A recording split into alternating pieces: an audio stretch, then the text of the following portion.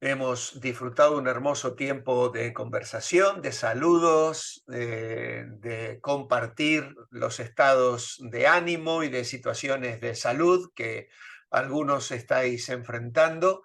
Y luego también hemos dado la memorización para aquellos que no participan directamente, pero que luego van a visionar esta clase en distintos momentos de la semana. Les queremos animar a memorizar. En cada clase hay una memorización indicada. Para la de hoy, del paso 1 del volumen 6, era Mateo 28, 19 y 20, conocida como la Gran Comisión. El mandamiento del Señor de predicar el Evangelio, enseñando, haciendo discípulos y enseñando a guardar todas las cosas que Él nos ha mandado. Ahora entramos entonces en nuestra segunda clase, segundo paso, y antes de hacerlo vamos a pedir la bendición del Señor. Oramos a Él. Padre, gracias queremos darte por esta noche, esta tarde, para algunos de los hermanos en otros lugares del mundo. Gracias, Señor, por la misión que el Señor Jesucristo nos dejó. Su amor tiene un alcance extremo. No hay nadie que quede fuera del amor de Dios. Por eso el mandamiento es ir a todas las naciones, enseñarles a guardar las cosas que Jesucristo enseñó. Y cuánta bendición, cuánta libertad, cuántos temores han sido quitados, cuánta esperanza derramada en los corazones de aquellos que han creído y que han aceptado ese mensaje. Queremos nosotros también compartirlo, darlo, Señor, y te pedimos tu ayuda y tu bendición. Abre nuestros ojos al mirar estas historias misioneras y el sentido de la misión conforme lo encontramos en tu palabra. Háblanos al corazón esta noche, lo pedimos en el nombre del Señor Jesucristo. Amén. Amén. Muy bien, pues vamos entonces a compartir la, la pantalla.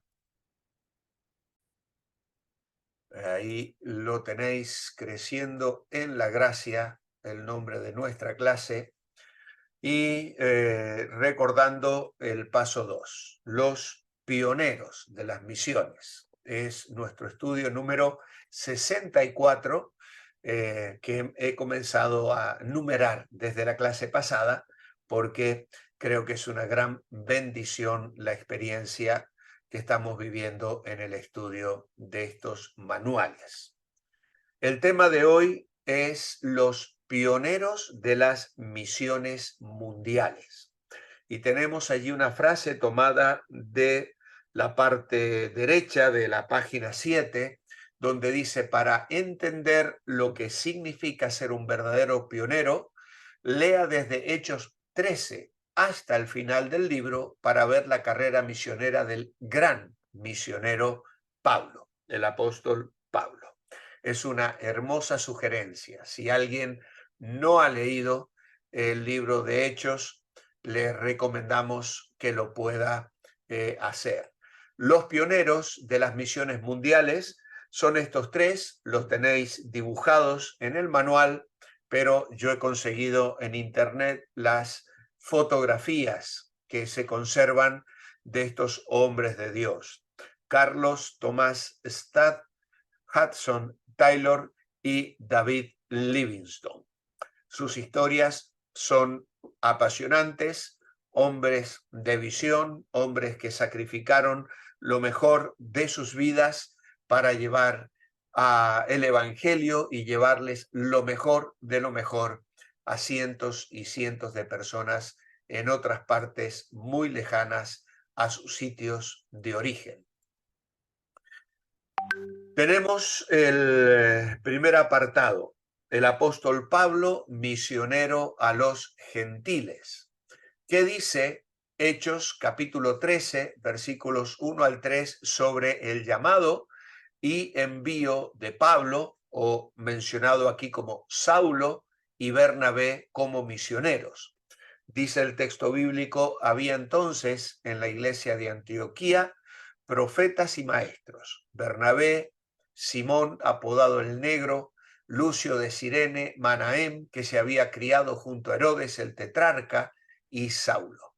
Estando sirviendo al Señor y ayunando, dijo el Espíritu Santo: apartadme a Bernabé y a Saulo para la tarea que les he encomendado.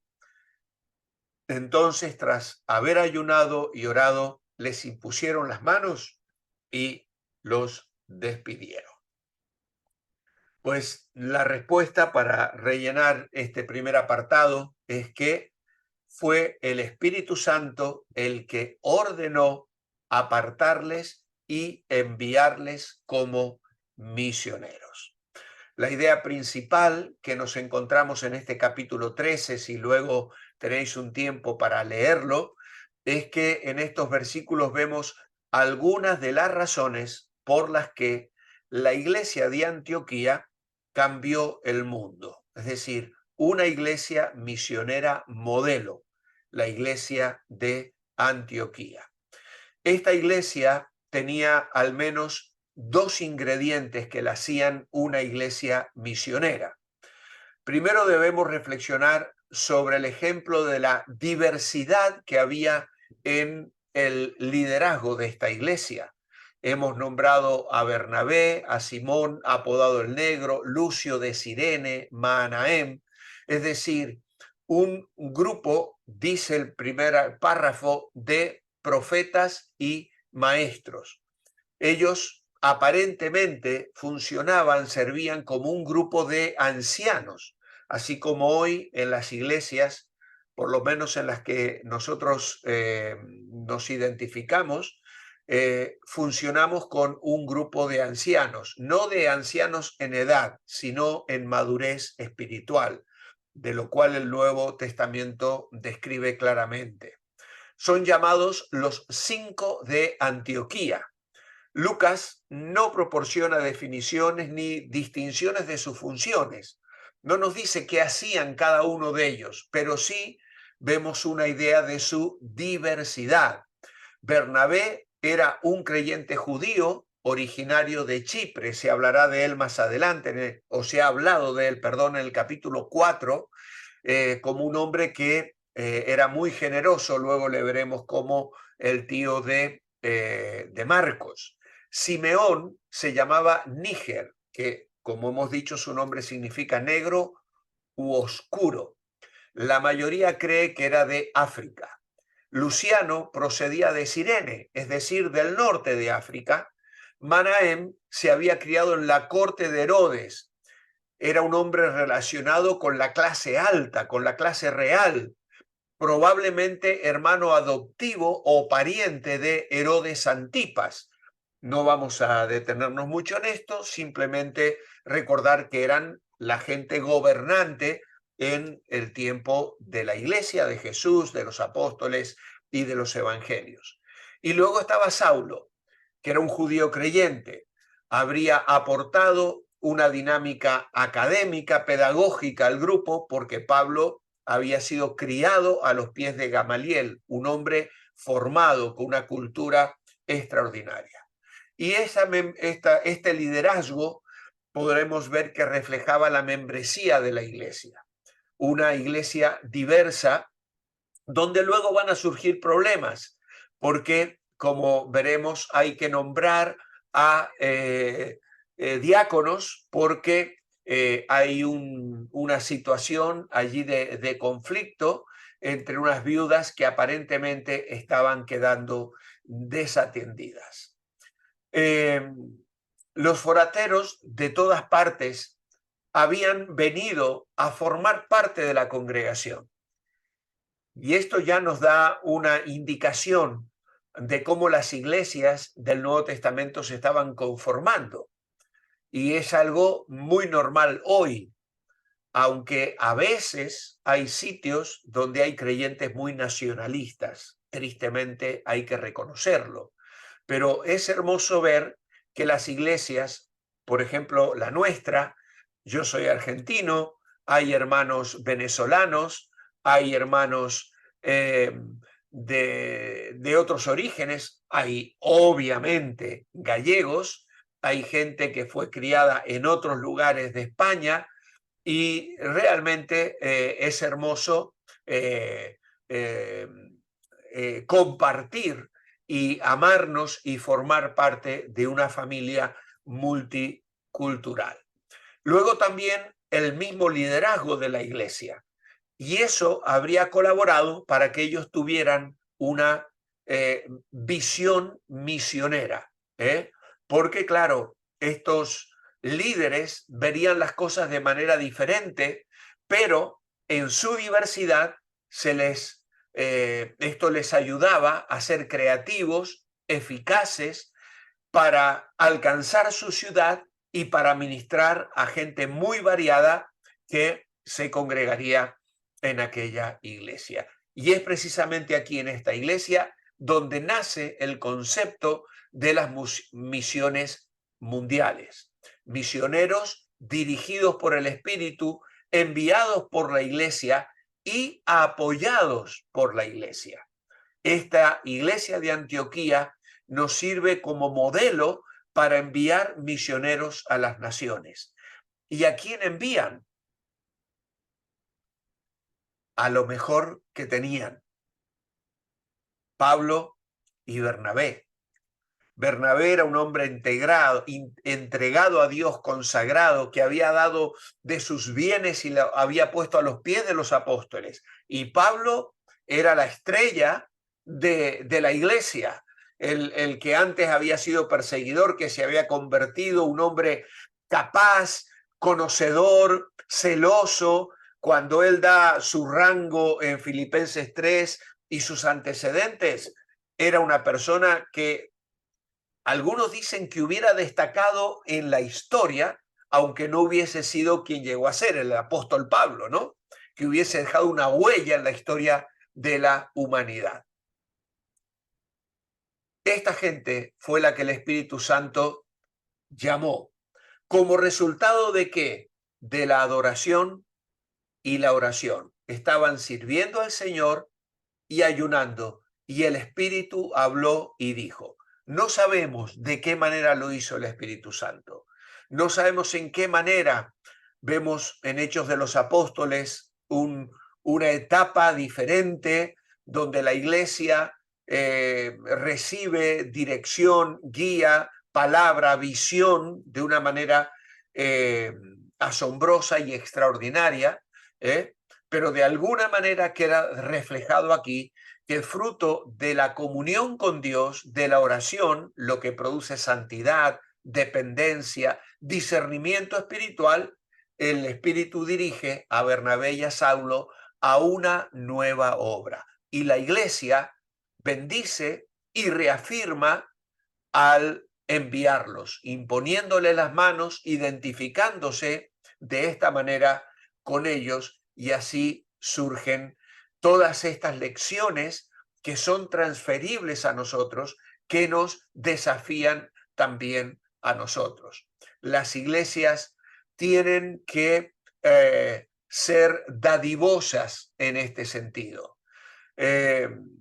Pablo no dice aquí de que Dios le llama a España, que luego más tarde lo dirá cuando escribe a los romanos que él se proponía llegar hasta España.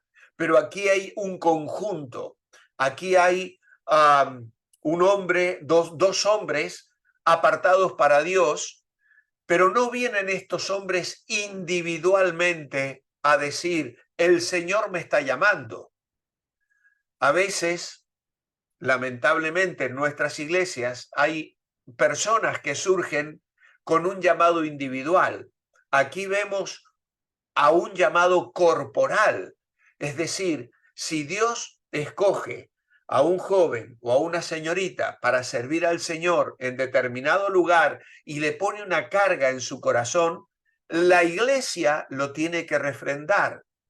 Y si ese llamado ha surgido en el corazón de ese chico, de ese joven, de esa señorita, pues esa carga el Señor la pondrá en el corazón de los ancianos, de los líderes, incluso de su propia familia. Cuando Dios me llamó a mí al ministerio, mi padre primero no quería saber nada, se oponía, pero Dios trabajó en su vida y le mostró que Dios realmente tenía ese plan para él y para mí. Éramos un matrimonio joven y queríamos ir a formarnos en un instituto bíblico en Buenos Aires. Y eso a él le parecía muy mal, porque él creía que la formación nuestra tenía que completarse solo en la iglesia local. Y fue una etapa muy difícil, tanto para nosotros como para él.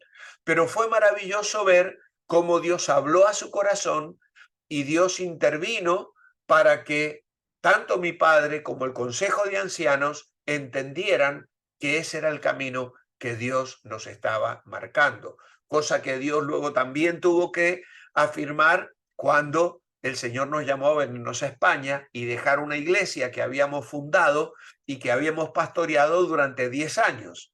Fue también un proceso muy difícil. Hubo hermanos que se enfadaron, que no querían que nos fuéramos, que nos tenían mucho aprecio, mucho cariño, y bueno, ya ni os cuento lo que fue la reunión de despedida que nos hicieron, que luego con Eli decíamos, ya sabemos cómo nos van a llorar el día de nuestro funeral, porque aquello fue una reunión de 4 horas y luego cuando acabó la reunión nos mandaron poner en la puerta de la iglesia y la gente salía, nos abrazaba, bueno.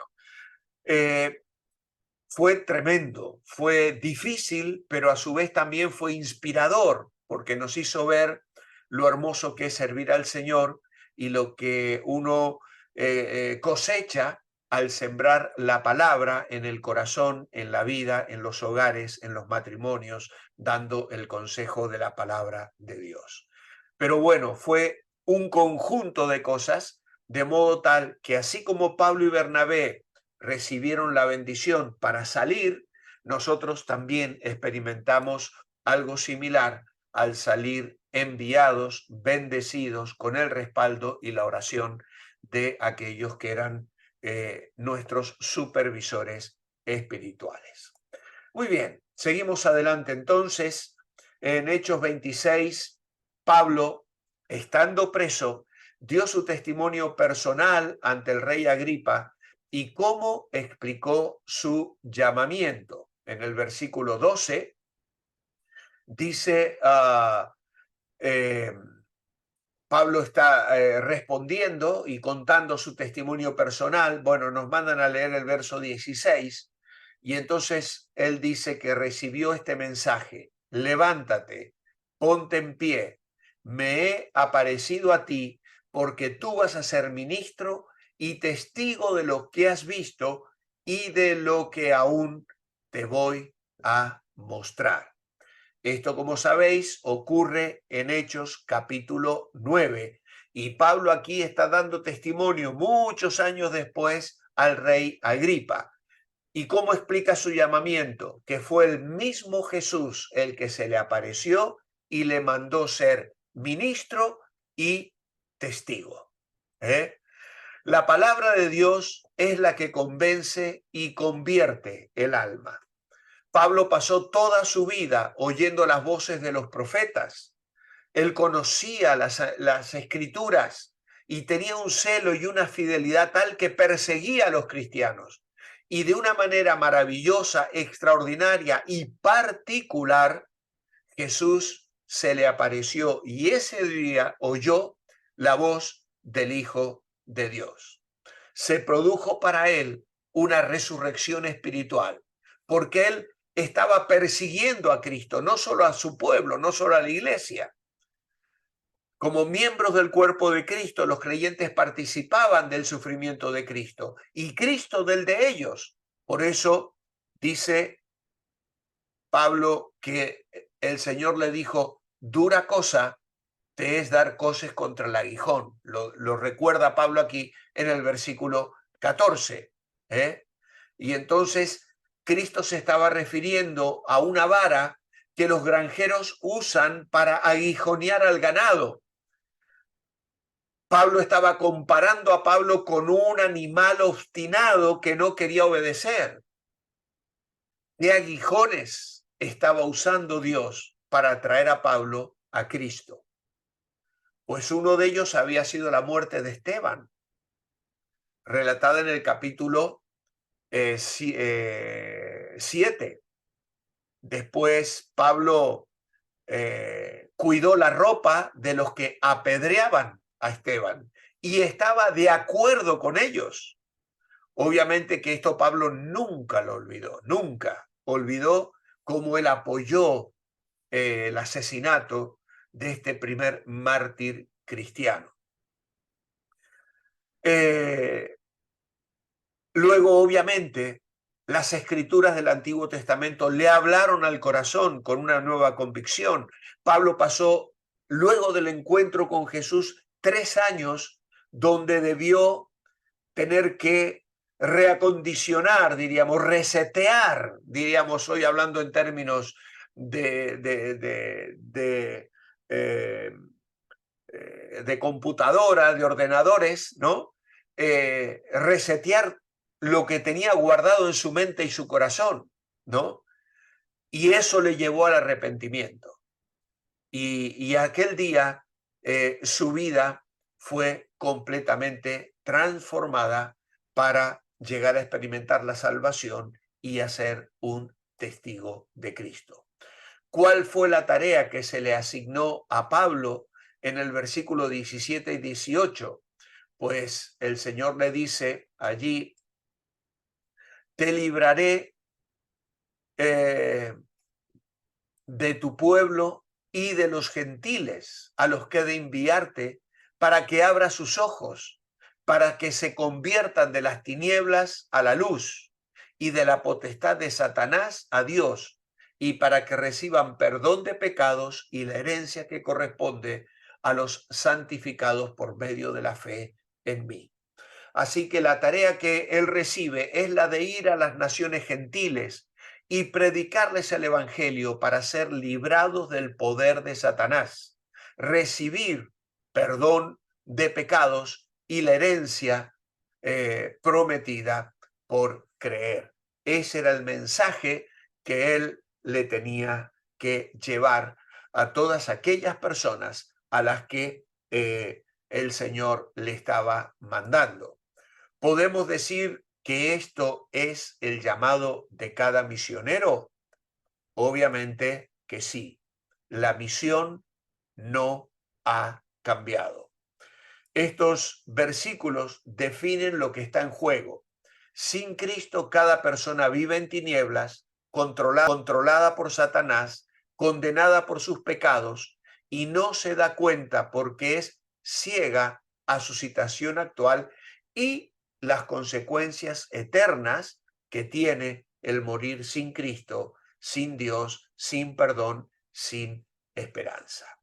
Pablo no fue imitado por las personas ni por el mismo rey. ¿Cómo aprovechó su audiencia ante el rey? Ahí en el versículo 26 dice Pablo, el rey también lo sabe y por eso hablo con él de esto valientemente. Tengo la convicción de que no ignora nada de esto porque esto ha sucedido no a escondidas en un rincón. Tú, rey Agripa, ¿crees en lo que dicen los profetas? Yo sé que sí lo crees. Agripa respondió, por poco me convences para que me haga cristiano. Y Pablo dijo, deseo delante de Dios que ya sea por poco o por mucho, no solamente tú, sino también todos los que hoy me han oído, llegaseis a ser como yo, pero sin estas cadenas, porque en ese momento Pablo estaba preso, estaba encadenado. Así que, entonces, ¿cómo aprovechó su audiencia? Dio testimonio de Jesús y los desafió a creer en Jesús, anunciado por los profetas. Así que el respaldo de Pablo para el mensaje, incluso para el mensaje del Evangelio. Mira, hermano, una manera hermosa de evangelizar es simplemente tomar el Evangelio de Mateo y comenzarlo a leer. Y cuando tú vas leyendo Mateo, vas a encontrar que frecuentemente dice, y esto sucedió para que se cumpliese lo que dijo el profeta tal y tal. Y si miras generalmente al pie de página en la Biblia, tienes una referencia que te lleva a la cita del Antiguo Testamento.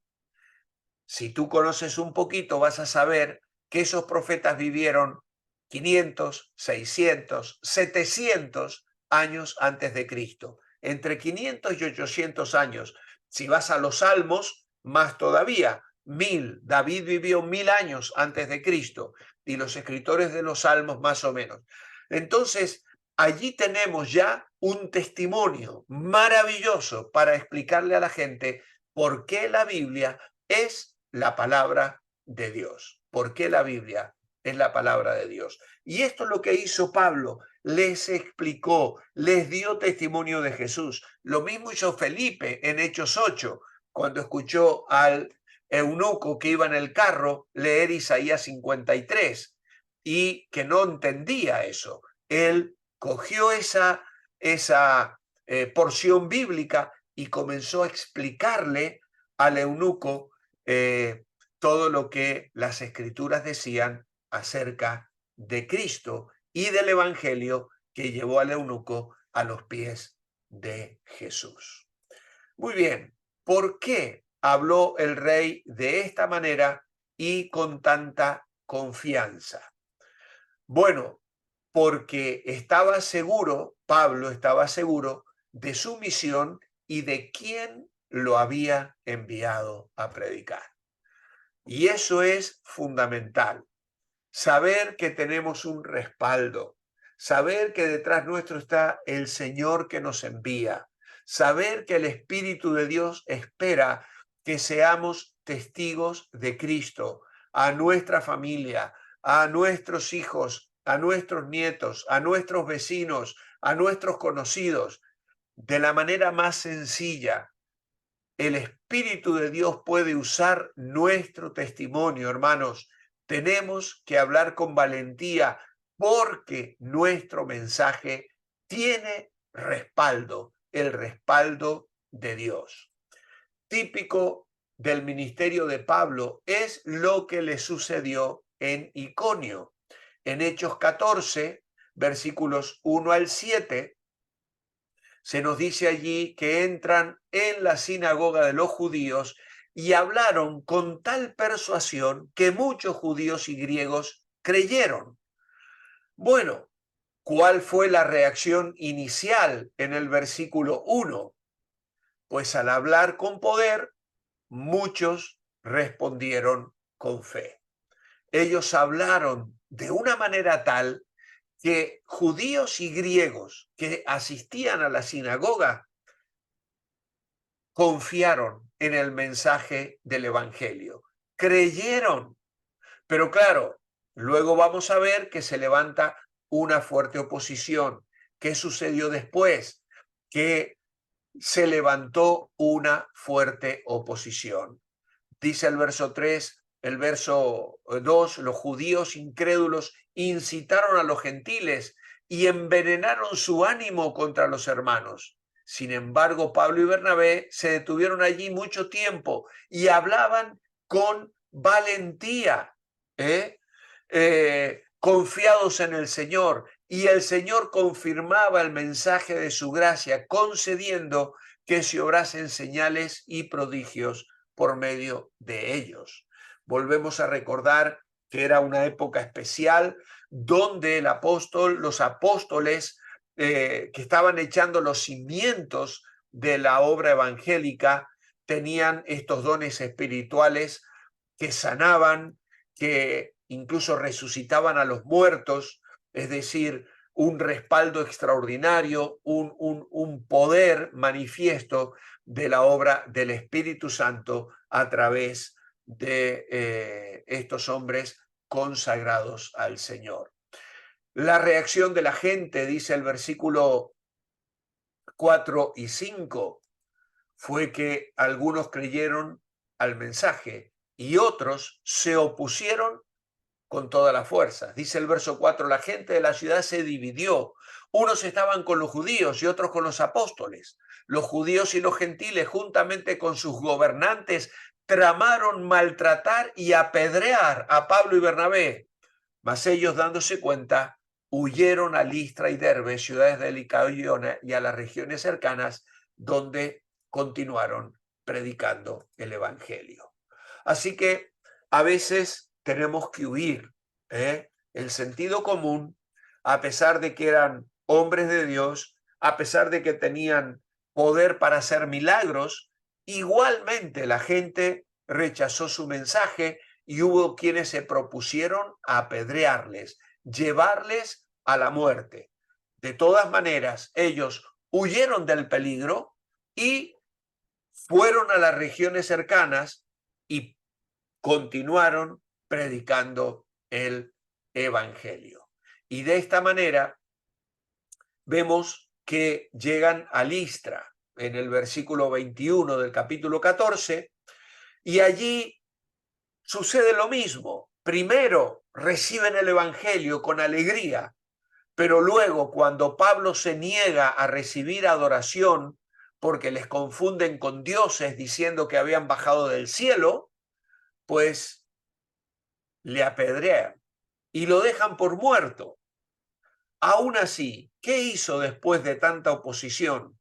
Pues en el versículo 21 al 23 se nos dice que anunciaron el evangelio en aquella ciudad, hicieron muchos discípulos, volvieron a Listra y a Iconio, donde les querían hacer daño, y a Antioquía, no era Antioquía donde habían salido, sino otra zona, fortaleciendo los ánimos de los discípulos y exhortándoles a que permaneciesen en la fe, enseñándoles que para entrar al reino de Dios es necesario pasar por muchas tribulaciones. Nombraron ancianos en cada iglesia, habiendo orado y ayunado, los encomendaron al Señor en quien habían creído. Así que les vemos que anunciaron el evangelio, animaron a los creyentes y organizaron iglesias. En cada pueblo muchos creían, pero después hubo oposición. No sé por qué no me sale aquí en la diapositiva. Aún así, Pablo y sus compañeros siguieron adelante y en cada lugar dejaron nuevos creyentes que formaban una iglesia. Al pasar de nuevo por Listra, Iconio y Antioquía, no se quejaban de las injusticias sufridas, ni tenían temor, sino que su preocupación era de animar, exhortar y enseñar a los nuevos creyentes. También nombraron ancianos en cada iglesia. La meta es la misma hoy: establecer iglesias que puedan autosostenerse con líderes maduros cuya autoridad final sea la Biblia. Así que les vemos entonces como un ejemplo de la tarea misionera a la que todos nosotros somos llamados. ¿Qué lecciones o ejemplos podemos sacar de la vida de Pablo? Bueno, que fue obediente al llamado y a la misión que Dios le encomendó. A pesar del sufrimiento y las persecuciones, nunca dejó de predicar el evangelio y de llamar a las personas al arrepentimiento y a poner su confianza en Jesucristo. El proceso de evangelización para los que son llamados misioneros está ilustrado clara y perfectamente.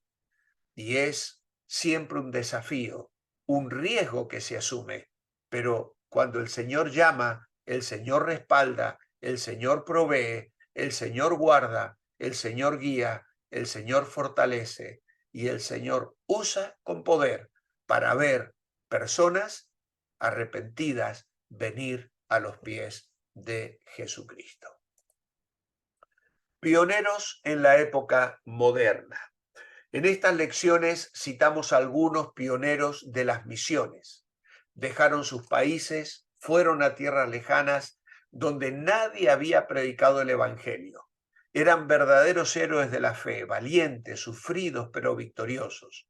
Uno de ellos, Carlos Tomás Stad, vino de una familia rica, reconocido como el mejor deportista de toda Inglaterra en 1883. gozaba de gran popularidad y privilegio. ¿Podéis imaginaros a Messi saliendo a la obra misionera? Pues es lo que pasó con este hombre, pero en el año 1883.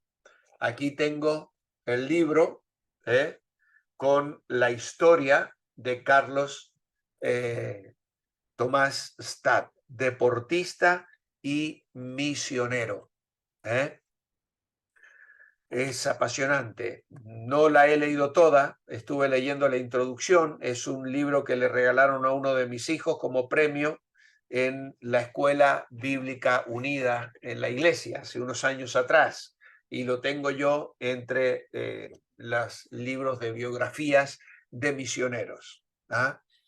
Así que este hombre que vivía en el pináculo de la fama, respondió al llamado de Dios, renunció a su fortuna y fue a la China, después a la India y finalmente a África, donde sirvió como pionero en la evangelización del Congo. Murió a la edad de 70 años, después de toda una vida dedicada a alcanzar a pueblos sin Cristo. Su vida producía más para la eternidad en lugares lejanas que una vida de privilegio en Inglaterra. Stade expresó gran compasión por las almas al decir: algunos prefieren vivir al lado del sonar de la campana de la iglesia. Yo prefiero vivir trabajando en una tienda de rescate a 1 metro del infierno. Señor, estampa la eternidad sobre mis ojos para que todo lo que vea sea a la luz de la eternidad. Vaya consagración, vaya actitud, vaya ejemplo de un hombre que tenía todo el dinero, ya venía de una familia rica, su padre había sido un potentado y también un hombre que de las carreras de caballos, de organizar, criar caballos de carrera, dejó todo para enseñar a sus hijos a temer a Dios. Y oró y se esforzó y consiguió que los 3 hijos, otros 2 hermanos de este, aceptaran a Cristo el mismo día. Y Dios obró en uno de ellos. Los otros 2 no salieron a la obra misionera porque Dios no llama a todos, pero este fue llamado para trabajar para la gloria de Dios llevando el Evangelio. Tal vez Dios no te llamará a ir tan lejos como estás, pero la gran comisión es para cada creyente. Y ahora el manual comienza a hacernos pensar en nosotros. ¿Qué estás haciendo con tu vida que producirá fruto para la eternidad? ¿Estás evangelizando a alguien? ¿Estás discipulando a alguien? Y aquí hay una pregunta: ¿quién? La respuesta obviamente es personal. ¿Sientes que tal vez Dios te está llamando para algo más grande? Pues obviamente la respuesta es personal. Aquí se nos sugiere también utilizar estos manuales. Si tú quieres enseñarle a otro, este manual ya tienes el uno en casa, y lo puedes tomar, hacerle fotocopias y comenzar a enseñarle a alguien a quien tú quieras hablarle de Jesús. Es una buena estrategia. Sabiduría de los misioneros pioneros. Y se nos llama también a reflexionar, meditar y revisar las cosas que ellos dijeron. David Livingstone, por ejemplo, seguramente hablaremos de él más adelante, también fue un misionero a África. Dios dijo, él solo tuvo un hijo y fue misionero. El Señor Jesucristo. De tal manera amó Dios al mundo que ha dado a su Hijo. Hudson Taylor dijo: la gran comisión no es una opción para ser considerada, sino un mandato para ser obedecido. Este hombre fue misionero a la China. Warren Wiersbe, un escritor de muchos comentarios de toda la Biblia, dijo: tú eres cristiano porque alguien se preocupó por ti. Ahora te toca a ti preocuparte por los demás. Ahora a ti te toca preocuparte por los demás. ¿Quién compartió el evangelio contigo? Y aquí, pues, la respuesta también es personal. ¿Hay alguien que nos lo quiere contar? Muy brevemente, abra su micrófono y me diga: Walter, yo lo cuento. ¿Alguien quiere contar? Ahí Leonela está haciendo seña. Sí, fue como le conté a usted, en la selva, ¿En la cuando selva de encontré, Colombia? sí, en la Amazonía, cuando encontré por primera vez la Biblia. Yo le conté mi testimonio, ¿se acuerda? Sí, sí, sí, pero cuéntalo que te escuchen ellos, pero Ah, eso, cortito, Leonela, sí, sí, muy sí, cortito. brevemente. Bueno, así. En el pueblo donde yo nací, no era permitido tener una Biblia y entonces yo solo escuchaba que la Biblia era un libro muy grande, y que quien lo leyera se volvía loco. Y cuando yo ya estaba con eso, cuando decían eso, yo tenía por ahí los 8, 9 años, y cuando yo ya tenía los 20 años que vivía en la Amazonía, un indígena en una cajita de madera tenía una Biblia, y cuando él abrió la caja de madera, yo vi el libro muy grande con una piel como de un animal. Y yo le dije a él que si esa era la Biblia, por lo grande que era, y él me dijo que sí. Entonces me la prestó y me dijo que la podía leer solo en un mes. Y lo primero que leí fue el Apocalipsis y me cambió la vida. Eso es, Amén. Qué puedo bueno. decir muchas cosas, pero no hay tiempo. Vale, vale. Muy bien, Leonela. ¿Alguien más nos quiere contar cómo conoció a Cristo? Yo, ¿Quién dijo yo? pastor. Mila. Ah, Mila, adelante. Bueno, la persona que sembró la semilla en mí, eso hace más de 40 años, Mm, fue un joven que era evangélico, que estaba comprometido con una amiga mía que éramos como hermanas. Él fue la primera persona a hablarme a mí del evangelio y hicimos tan hermosa amistad de que cuando me habló del evangelio, él me decía a mí prieta, yo le decía a cizaña, yo no sé por qué razón. Y él me dice a mí, cuando me predica, que me habla de la palabra de Dios, yo me reí de él. Digo, yo dije, tú evangélico, ¿y qué es lo que eso quiere decir tú evangélico? Entonces me explica y me dice, léete el libro de Proverbios. Me dijo que empezara a leer el libro de Proverbios. Me dice, ¿tú tienes Biblia? Le digo yo, no. Y me llevó una Biblia. Y me dice que empezara a leer el libro de Proverbios para que él vea que qué padre tan amoroso era con su hijo cuando un padre quería a su hijo y quería que viniera al encuentro de él, que viniera al camino y que viniera a su obediencia. Ese joven me marcó a mí porque ese joven murió muy joven Ah, porque se quemó en un accidente que estaba arreglando el carro del papá y me llenó de gozo y de tristeza porque hoy día hace varios años yo puedo servir al Señor y yo digo gracias a Él porque Él fue la primera persona que en mí sembró la semilla que me habló del Evangelio.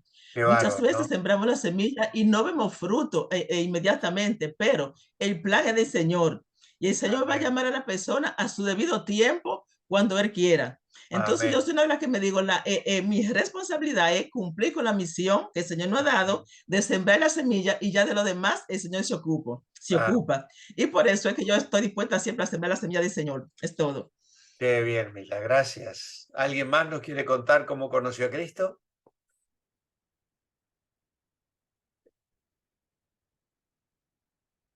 Encarna, tienes que abrir tu micrófono.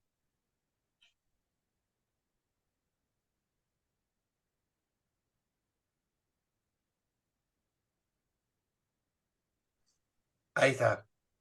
Yo lo conocí curiosamente a través de una emisora cristiana Ah, mira. y mientras yo hacía, digamos, las faenas de mi casa, yo ponía la radio y ahí descubrí un Dios distinto en el que yo me había criado. Qué Empecé bien. a ir a la iglesia, eso fue, en mi casa fue con mi marido una guerra, Luego él se convirtió también. Lo hago también. todo muy resumido, pero lo conocí de esa manera, Qué por lindo. medio de una emisora. Bueno, Hasta aquí. pues miles y miles y millones de historias diferentes, pero hermosas, ¿no? Cómo Dios trabaja y nos lleva a sus pies, ¿eh? Para que le conozcamos. Así que bueno, pues con estas historias, entonces vamos a cerrar esta parte de compartir. Voy a mover la ventanita aquí que tengo todos delante y acabamos con nuestra lección. ¿Alguna vez has dado gracias por los pioneros valientes que con fe y sacrificio llevaron el Evangelio a tu país y a tu comunidad? Pues tenemos que dar gracias, ¿no? De que el Evangelio, el que nos habló del Evangelio a nosotros, lo recibió de otro a su vez, y así se ha ido pasando el Evangelio de generación en generación. Así que tenemos una oportunidad de expresar gratitud. Ayer hay gente y países que han celebrado la Noche de Acción de Gracias, ¿no? Pues hoy tenemos la oportunidad de dar gracias por aquellos misioneros que trajeron el Evangelio. En tiempos pasados, la mayoría de los misioneros en la época moderna salieron de Europa y Norteamérica. Fueron a Asia, América Latina y África, a veces bajo condiciones duras, sin las comodidades de sus países de origen. Trabajaron en la evangelización, discipulados, sembrando iglesias, entrenando líderes, traduciendo la Biblia, estableciendo escuelas, ayudas comunitarias y mucho más. Ahora, gracias a Dios, hay un nuevo despertar alrededor del mundo, en América Latina, África y Asia. Dios está levantando gente de los países que antes se consideraban el campo misionero para unirse al movimiento misionero. Las tropas de estas zonas ya están en marcha, pero faltan muchos obreros. Aquí está el testimonio de un misionero brasileño donde explica lo que le motiva a trabajar lejos de su país natal. Él dice: Dios me ha llamado a un país lleno de crisis, vacío de todo lo que importa, Jesucristo. La crisis económica es solo una muestra de lo que la gente está sufriendo por la falta de Dios.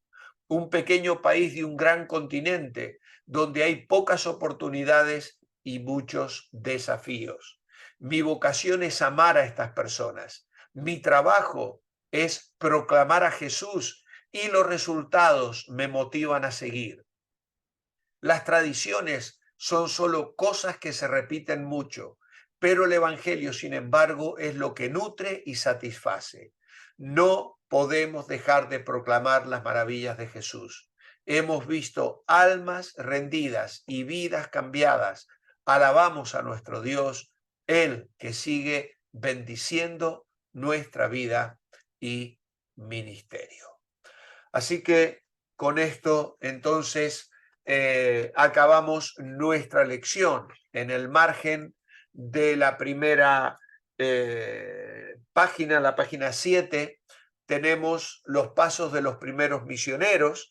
El libro de Hechos es un libro misionero porque cuenta los hechos de los apóstoles que llevaron el evangelio al mundo conocido.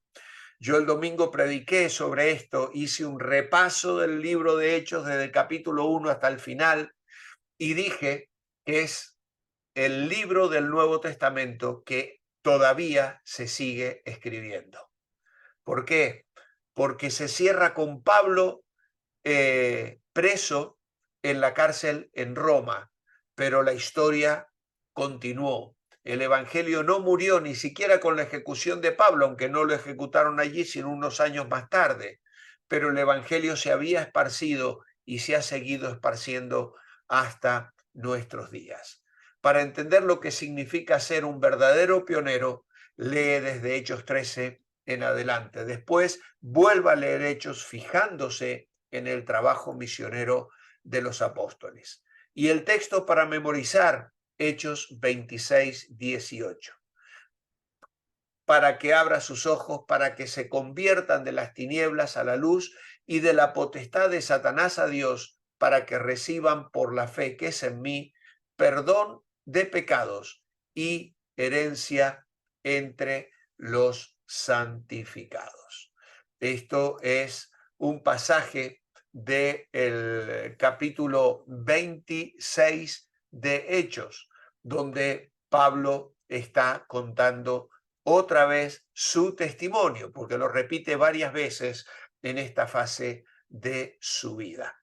Y entonces ahí tenemos un texto precioso y que va a ser más complicadito de memorizar, porque no es de los famosillos, ¿eh? Es un texto algo escondidillo, ¿eh? Así que os animo esta semana a esforzaros para memorizarlo. Mañana, junto con el enlace a YouTube de esta clase, os voy a mandar otro enlace, que es un enlace a las historias misioneras que tenemos en nuestro canal de YouTube. Claro, están contadas a niños, pero son muy interesantes, son cortitas, se va cubriendo en etapas. Entonces voy a mandaros el enlace primero, luego si queréis vosotros mismos ya podéis enlazar, y si no, cualquier cosa que no luego lo encontráis me lo preguntáis y yo lo busco y os mando los enlaces siguientes. Pero si podéis, no es obligatorio, es voluntario. Si tenéis un tiempo y os interesa conocer historias misioneras como la de Hudson Taylor y no tenéis la oportunidad de tener un libro con la historia, pues, y no conocéis realmente a estos hombres, pues yo os recomiendo que toméis un tiempito para mirar estas historias misioneras que sin duda alguna van a ser de mucha bendición.